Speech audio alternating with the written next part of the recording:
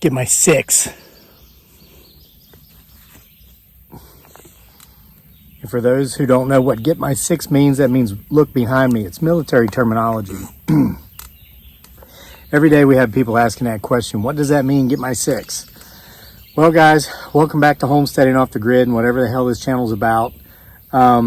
Today, this channel is going to be about critical race theory because people have asked me my take on that. So I'm going to give it to you.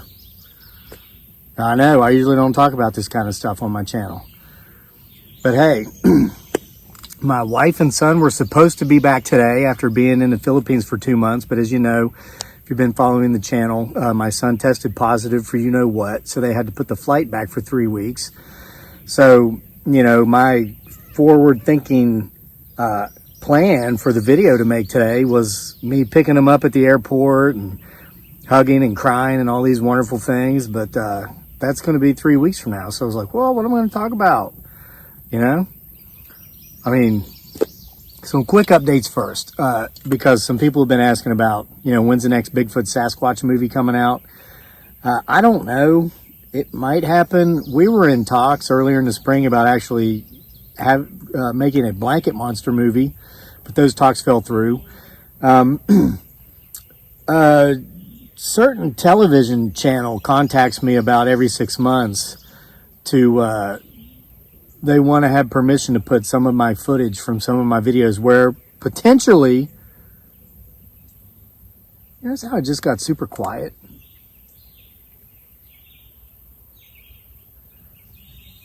Well, there it is. Okay, the birds are back. Guys, when I say get my 6, I mean it. Look back here and watch for the strangest things that might come creeping in. Potentially Bigfoot Sasquatch, Dogman, Wendigo, some garden, like life-size garden gnome that obviously doesn't like me doing any stuff with trees and bushes unless I get his, her, its personal approval. I mean, didn't like me trimming this thing back here the other night, but obviously didn't like the freaking apple tree I planted over there a couple months ago or whatever, ripped that out of the ground, tried to replace it with a weeping willow, and he, she, or it ripped that one up too. I don't know what the heck. There's like one flower back there, and that flower wasn't there when I came up here, so keep your eyes on that flower. All right, so whatever, some lame TV channel. If you got cable in America, you've got this channel. I'm not going to give them any sort of plug here on my channel by mentioning them by name, but every 6 months they contact me and they want to use, they're putting together documentaries of Bigfoot Sasquatch, and I think it's the video when we discovered the lair of Bigfoot Sasquatch, and somewhere between 17 and 18 minutes, something creepy happened. We saw something walk behind a tree. My trail cam that I put there, I couldn't find. It was taken. To this day, when I think on that, the hair on my arms will stand up. I remember when I published that video, everybody's like, oh, OMG, look at this, you know, timestamp at a timestamp. I'm like, what? And I looked, and when I saw that thing, whatever it was,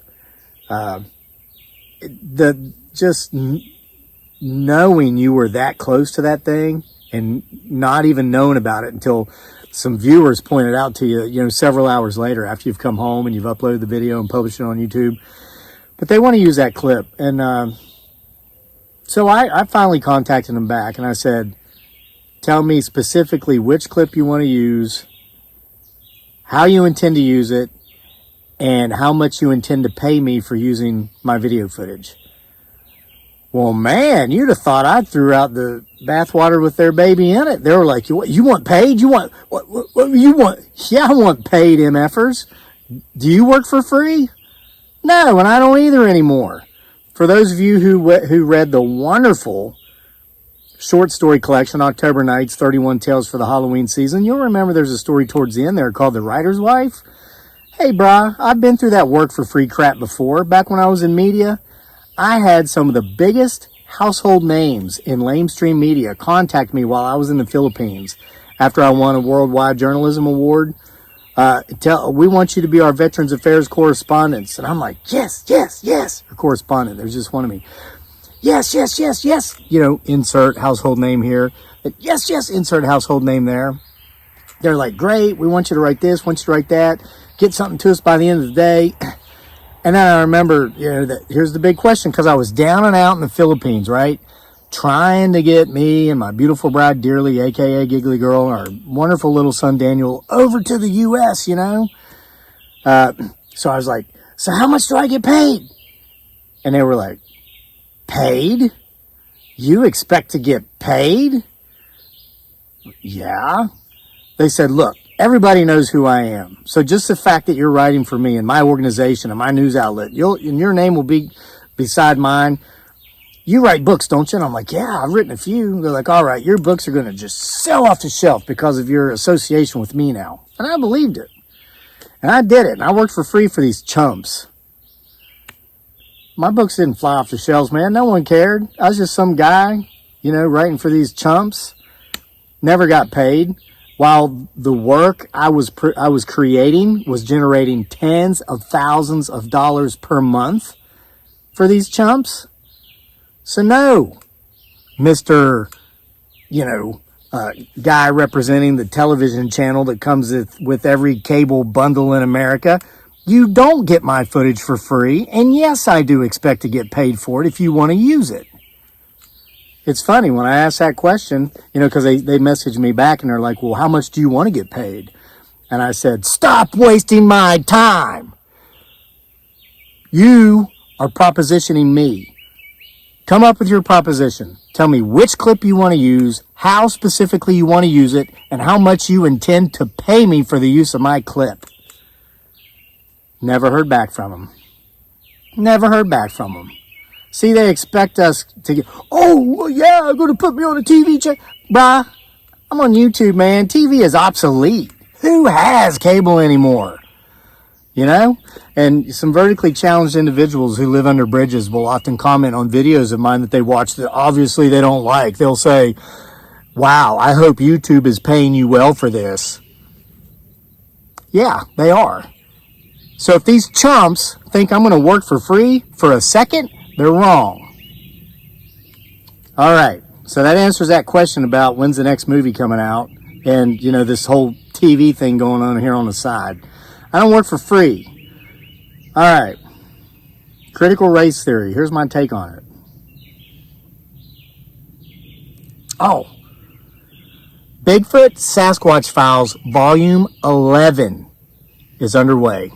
All right. We left you hanging at the end of Volume 9. And this is because of these online streaming TV chumps that want to talk a big game but aren't willing to put their money where their mouth is. Okay, you remember, and I don't want to give a spoiler here, but for the thousands of you who have been following the Bigfoot Sasquatch Files saga, you'll remember towards the end of Volume 9, we find out the true relationship between Dr. Honorary Drake and Jane.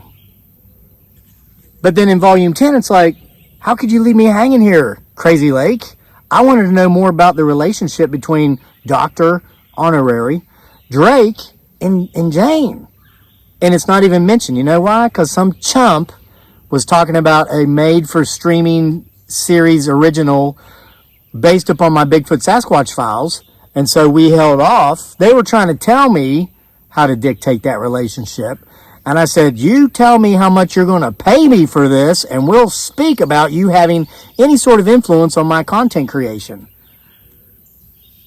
They were dragging their feet, so I went ahead and knocked out Volume 10.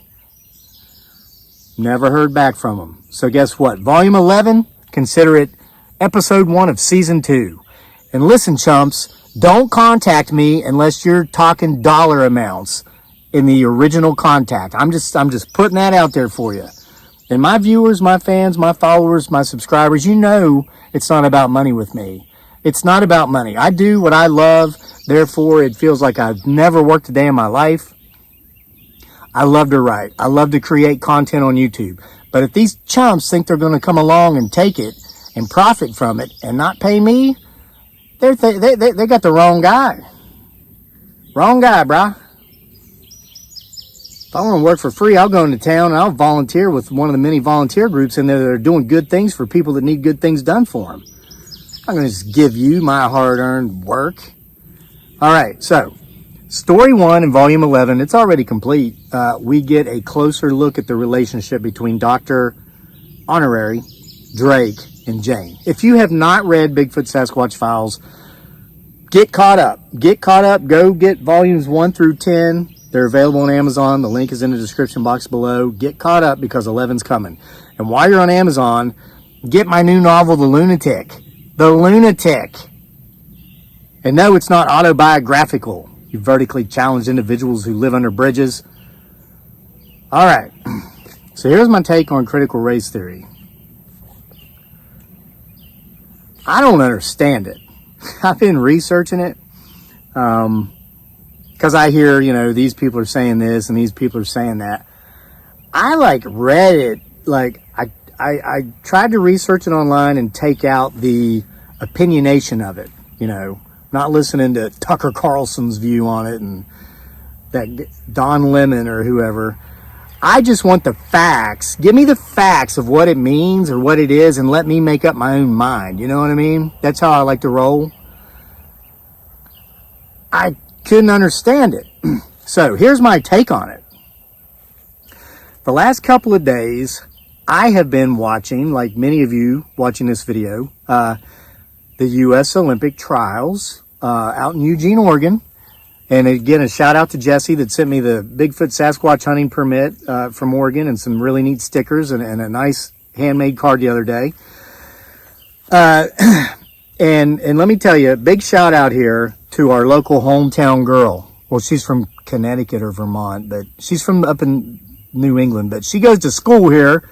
Michaela Mayer. I hope I'm pronouncing that last name right, either Mayer or Meyer. Michaela Mayer, Michaela Mayer. 2021 NCAA 800 meter national champion. First ever UVA national champion in a women's 800 meter run. She ran 2 minutes flat, 0.28. Her personal best, and she broke her own UVA school record. Congratulations, Michaela. Now, Michaela also was in Eugene running in the Olympic trials. She made it to the finals, but she didn't advance.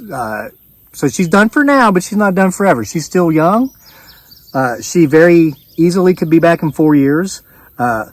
National champion. Amazing. I hope I see her. Hey, I went into town today.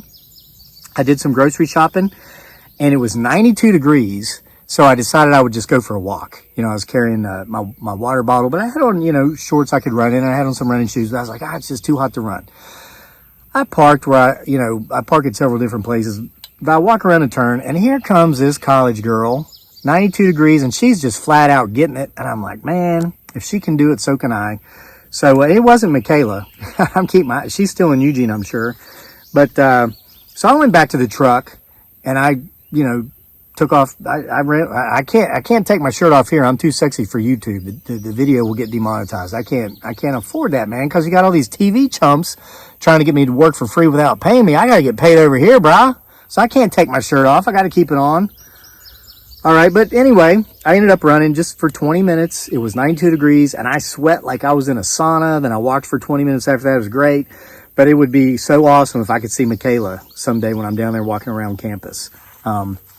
Sometimes we see some of our, I'm not going to say their names, but sometimes we see some of our UVA superstars on the basketball team, the football team. We're down there, I'm like nudging my wife. She's like, all right. So Michaela Mayer, what's this have to do with critical race theory? This is my take on it. Michaela has something to do with this. Okay. So I've been watching these trials and I've got some new heroes. Number one hero I've had for since last time. And I, you know, just check in on this wonderful young lady, superb athlete, Simone Biles. Killed it again in gymnastics. I was watching her floor routine and she did 2 moves in the one routine that they said she's the only gymnast in history who has ever successfully executed those moves. Or maybe she was the only female gymnast or whatever. Amazing. She is just amazing. And there's another girl shooting. I was just watching her. Doggone it. I should have written her name down because I've been seeing so many of these athletes in a very short period of time. In the last couple of days, I'm not memorizing all their names, but she was a She qualified for the team. She's only 20 years old. And gosh, I wish this story I'm telling about critical race theory would be so much better if I could remember this girl's name. And I'll explain why here in a minute. Sydney McLaughlin, 20 years old, and just won the 400-meter hurdles. I think she ran the second fastest time in history in that event. 20 years old. And then Gabby Thomas, 200-meter winner in the women's 200-meter, going to the Olympics. And here, listen, what these athletes do is amazing. It's phenomenal. But what really motivates me about a lot of these athletes is the stories behind them, their stories. Sha'Carri Richardson runs for LSU, won the 100 meters, going to the Olympics. I think she's 21. And then another, gosh, what was her name? It looks like a thing, but I'm probably mispronouncing it. And her last name is spelled M-U, but it's pronounced Mo. A thing Mo. 19-year-old girl from New Jersey crushed it in the 800 meters. I think she ran a 155. Let me tell you, Michaela Mayer, who won the NCAA National Championship, ran 2 minutes flat and 28 100ths of a second. Mo ran a 155, blistered the field. I think Mo, she runs track at Texas A&M. I think she sat out the NCAA championship, saving herself for the trials. I might be wrong, but I think that's what was going on. What's this have to do with critical race theory? Before we get to that, I want to tell you this. Every time I watch athletes, I just can't help but be amazed at how amazing humans are. You remember there used to be a series of videos on YouTube called Humans Are Amazing, and it would just show like skiers jumping 50 feet in the air and doing all these flips, and it would show divers off of high dive platforms. You think about like Sha'Carri Richardson can run like lightning fast. Same thing with Gabby Thomas. Sydney McLaughlin can do it while jumping over hurdles. She broke the world record, 51.9 seconds. New world record. First woman ever to go under 52 seconds in the 400-meter hurdles. 20 years old. And guys, I'm not trying to be creepy here, but I'm a guy and I'm observant. I've happened to notice that all these athletes look like supermodels. I mean, and I'm not trying to detract from their athletic prowess or take away anything. I'm not trying to be disrespectful here whatsoever, but it's like if any of these girls or women got permanently injured, God forbid, like if they pulled a hamstring, just totally ripped it and tore it, they could go into a modeling career. And again, not trying to be inappropriate. It's just obvious, and it's, you observe these things when you watch. But then if you think about like power lifters, think about it. There are power lifters out there that can bench press 500 or 600 pounds. But it's not just physical. Think about the mind. Think about some of the amazing things our scientists do. Some of the amazing things our doctors do. People in the medical field. Think about the things our engineers do. I was driving through town today after my run. I was at a stop sign, or at a red light, 4-way intersection there by the university, and the word culture just entered my mind. Do you know what the main thing that separates human beings from animals is? Culture. Do you know what the actual definition of culture is? Culture, by definition, is human beings' ability to adjust the environment to fit them and the way they live. Think about animals out here, the deer, the bear, the squirrels, potentially Bigfoot Sasquatch. They have to adjust and adapt to live in the environment. Culture is that ability to change your environment to fit your needs. We build houses with fireplaces, with heating and cooling, air conditioning now for this time of year. Super hot. What's my point of that? Critical race theory. Here's my take on it. I don't understand it. And so I'm really not qualified to speak on it. But I can speak on these women. And I watched a lot of the men's events too. I was really pulling for that high school kid, last name Hobbs, 18 years old. He was in the he advanced to the 1500 meters finals, but I think he placed 4th or 5th. He didn't advance to the Olympics. The kid young man from Oregon, who was the NCAA. Look at that. There's a tick. People always say, you got ticks up there? Man, we got ticks everywhere. Brah. Get. All right. So, but here's my take on critical race theory. Here's one of the things I am very proud of as an American. And I know that's not a race, that's a nationality. But if I could make it a race, I would. I'd call it the American race. Because Michaela Mayer, national champion for the Wahoo-Ahs, Go Who's Go, her skin color happens to be white. Sha'Carri Richardson, her skin color happens to be black. Gabby Thomas, black. Sydney McLaughlin, I'm not sure of her ethnicity or ancestry history here. Looks maybe like maybe Mediterranean or something. It's like and again, I'm not, there's a point to this. I'm not trying to be inappropriate in any way, shape, or form. And then the other gymnast that I mentioned, Simone Biles, is a beautiful young black woman. And then the other young lady that's only 20, and gosh darn it, I wish I could remember her name. Somebody watching knows her name. Put it in the comment section. All right, I just cheated. I Googled it, and I'm inserting this. The young lady, the gymnast name is Jordan Childs. She is so awesome at what she does. She is deserving of having her name mentioned in this video. Jordan Childs. And she's born in, ironically, I think Eugene, Oregon. She competes for the UCLA Bruins.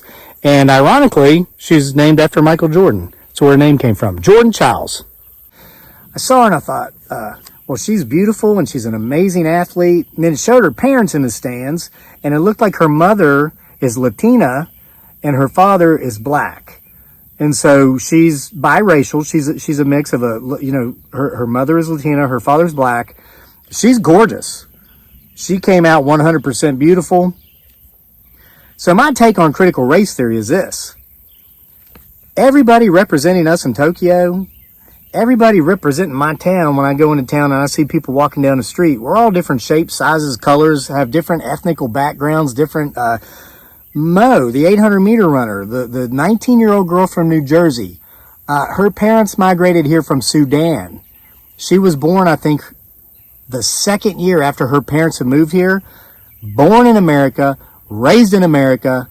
She's American, and she is the fastest half-miler alive today, and she is representing America in the Olympics in Tokyo this summer. My take on critical race theory is it doesn't matter. We have a wonderful mix of beautiful people, gifted people, talented people, and they're going to be wearing the red, white, and blue, and I hope every daggone last one of them brings home the gold. See you next time for more.